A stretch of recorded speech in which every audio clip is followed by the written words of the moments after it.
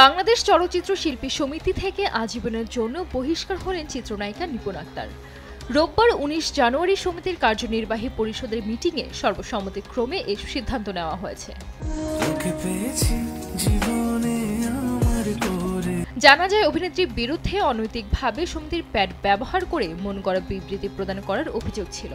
গত বছর কোটা বিরোধী আন্দোলন চলাকালে ১৬ জুলাই শিল্পী সমিতির প্যাড ব্যবহার করে একটি বিবৃতি দেন নিপুণ। সেখানে নিজেকে সাবেক সাধারণ সম্পাদক বলে উল্লেখ করেন। পরদিন সামাজিক মাধ্যমে সেটি শেয়ার করেছিলেন তিনি। এ নিয়ে তখন নেটিজেনদের ব্যাপক তোপের মুখে পড়েন অভিনেত্রী। গত বছরে ৩০ জুলাই মিশা ডিপজল নেতৃত্বাধীন কমিটির ষষ্ঠ সভায় বিষয়টি উত্থাপিত হলে নিপুণকে কারণ দর্শানোর নোটিশ দেওয়ার সিদ্ধান্ত হয়। কিন্তু কারণ দর্শানোর নোটিশ দিলেও অভিনেত্রী তা তোয়াক্কা করেননি, বরং চালিয়ে যান তার সব বিতর্কিত কর্মকাণ্ড।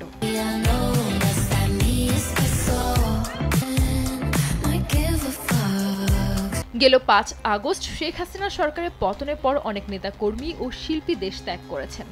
আওয়ামীপন্থী বহু তারকা এখনও গায়েব। সেই তালিকায় অন্যতম ঢাকাই সিনেমার আলোচিত অভিনেত্রী নিপুণ আক্তার।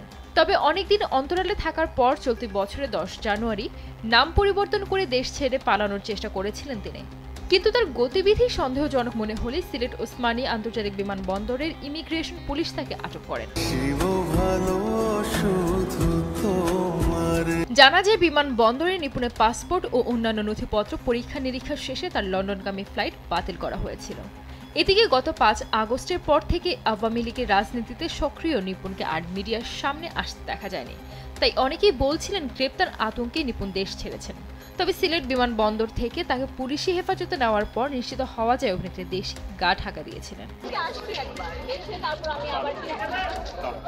অন্যদিকে তার বিরুদ্ধে শিল্পীদের অভিযোগ, আওয়ামী লীগের বিভিন্ন প্রচারণামূলক কাজে নিয়মিত পাওয়া যেত এই নায়িকাকে।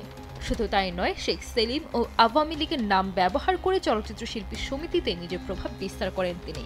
এমনকি সেই জোরেই শিল্পী সমিতির সাধারণ সম্পাদকের চেয়ার দখল করেন। কাউকে তোয়াক্কা না করে নিজের একক সিদ্ধান্তেই চালাতেন সমিতি। সানজিদা আক্তার, দেশ টিভি।